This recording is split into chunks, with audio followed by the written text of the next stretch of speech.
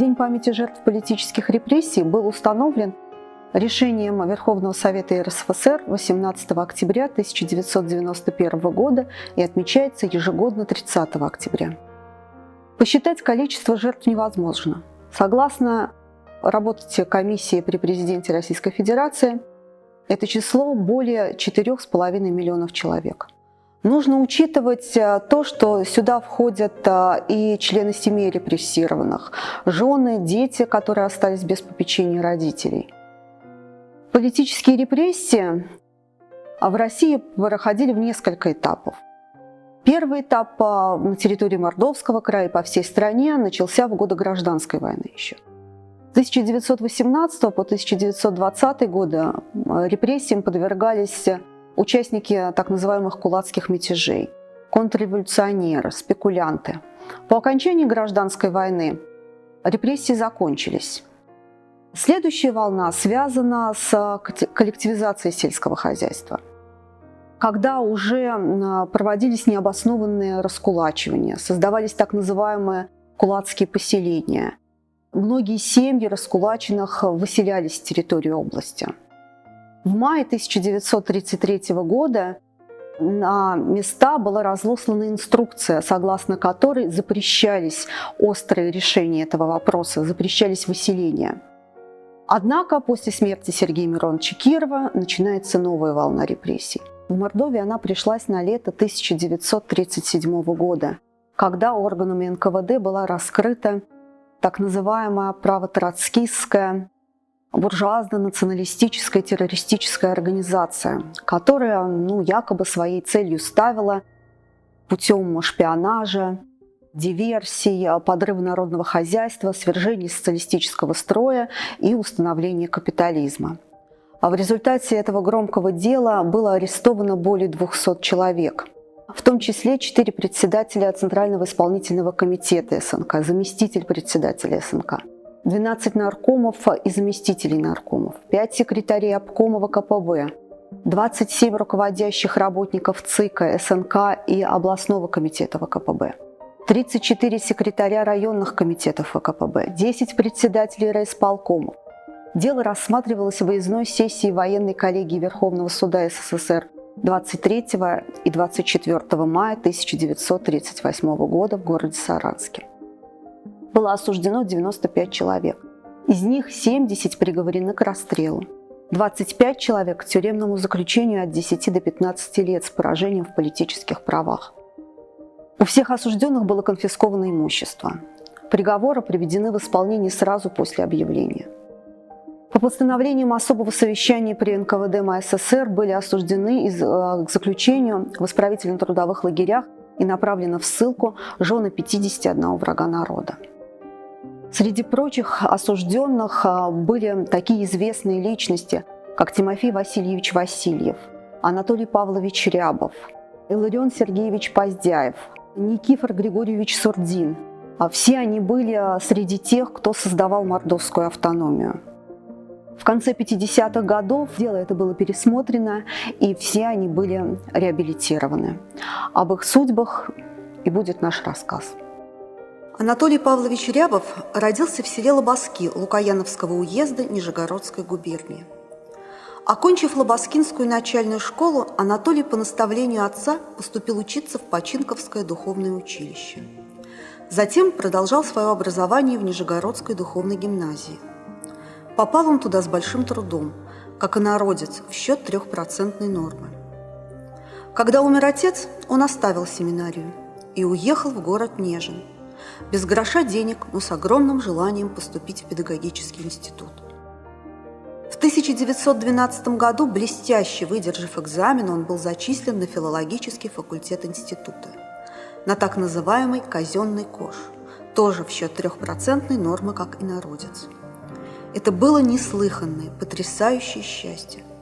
Но чтобы не потерять казенное содержание, так как без этого он не мог продолжать учебу, ему все 4 года нужно было учиться на хорошо и отлично. Именно здесь, в педагогическом институте, была заложена любовь к языкознанию. Анатолий Павлович знал языки прибалтийских народов, а также финский и китайский. Свободно владея многими языками, Благоговейно преклоняясь перед великим русским языком, он горячо любил свой родной эрзианский язык, верил в его потенциальные возможности. И он с головой ушел в изучение родного языка. Всю свою жизнь Анатолий Павлович Рябов отдал развитию мордовского языкознания. Написал ряд исследовательских работ по мордовскому языкознанию, несколько учебников для мордовских школ, словари. Все свои творческие изыскания в области языкознания он сразу же использовал на практике. Делал доклады, сообщения, участвовал в языковых конференциях, съездах и где только мог поднимал вопросы языкового строительства. Анатолий Павлович Рябов соединил научную работу с педагогической практикой. После окончания пединститута он работал преподавателем учительской семинарии в Омске. Затем в Коммунистическом университете трудящихся Востока в Куйбышеве.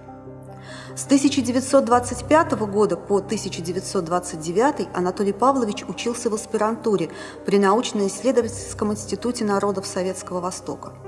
Его приглашали работать в Академию наук, но он отказался, так как всегда стремился жить и работать поближе к дому. И вот, наконец, с 1933 года, почти с момента открытия Мордовского государственного педагогического института, Анатолий Павлович Рябов заведующий кафедрой языка и литературы.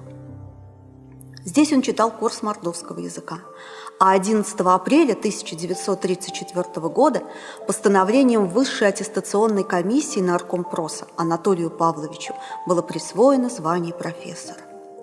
Работать ему в этом звании пришлось недолго. В 1938 году он стал жертвой репрессий.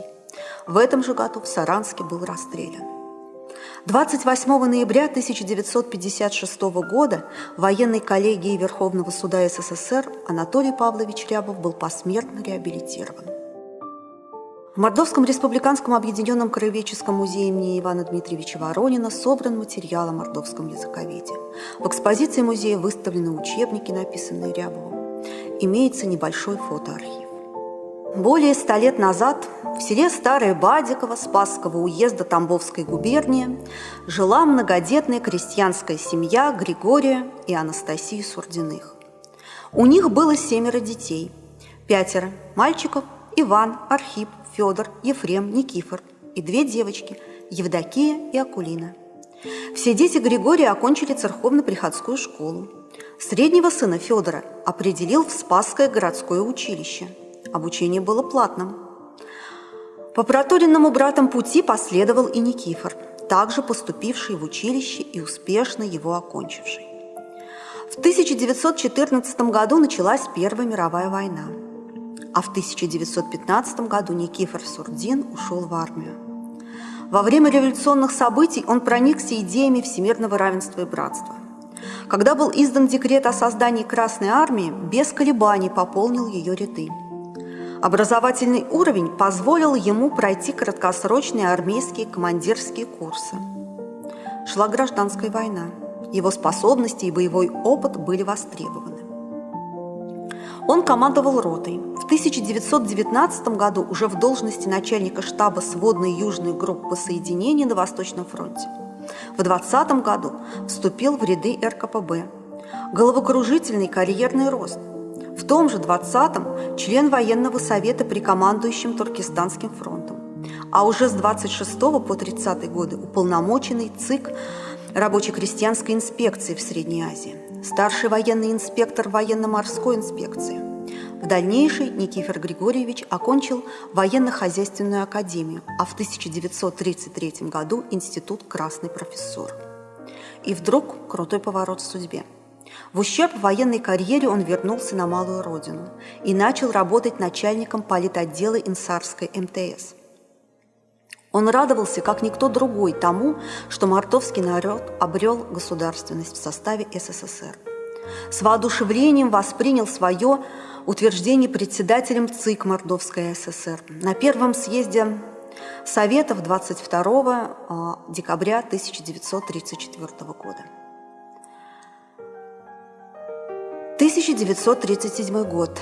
Не пощадило жестокое время председателя Центрального исполнительного комитета Мордовской автономной Советской Социалистической Республики Никифора Григорьевича Сурдина. В 2 часа ночи в его саранскую квартиру нагрянула группа вооруженных людей. Семья Сурдиных не знала, что всему этому кошмару предшествовали анонимные письма в высшие инстанции страны, и они достигли своей цели. Сохранилась телеграмма из Москвы. Номер 708. Саранск, НКВД, Вейзагеру. Приказываю арестовать Сурдина. Ежов. 14 сентября 1937 года. Стойкость и несговорчивость Сурдина раздражали следователей и дознавателей. Давление на него возрастало с каждым днем. Никифор Григорьевич возвращался с допросов в камеру морально подавленным, но не сломленным. Случалось, что он не выдерживал, срывался и подписывал следственные протоколы, не вникая в их смысл, суть которых чаще всего была направлена против него. Жену Никифора Григорьевича Сурдина, Веру Петровну, службы органов НКВД также не оставили в покое. В скорости после ареста Никифора Григорьевича ее также поместили в тюрьму. Под нажимом заставили отречься от мужа, как от врага народа. Но и это не помогло ей сохранить свободу. Ее осудили на 10 лет лагерей. Детей на воспитание забрала тетка Евдокия Григорьевна. 23 мая 1938 года военная коллегия Верховного суда СССР приговорила Сурдина Никифора Григорьевича к высшей мере наказания – расстрелу с конфискацией имущества. Перед смертью он произнес: «За мной нет никакой вины. Рано или поздно правда откроется». Эти пророческие слова вынесли с места казни охранники, пораженные мужеством и самообладанием первого председателя ЦИК Мордовской ССР. Только в 1957 году Сурдин был реабилитирован. Архив семьи Сурдиных в фондах нашего музея насчитывает более 50 единиц хранения. Есть уникальные личные вещи, в том числе икона, которую, несмотря на все жизненные перипетии, сохранила Вера Петровна.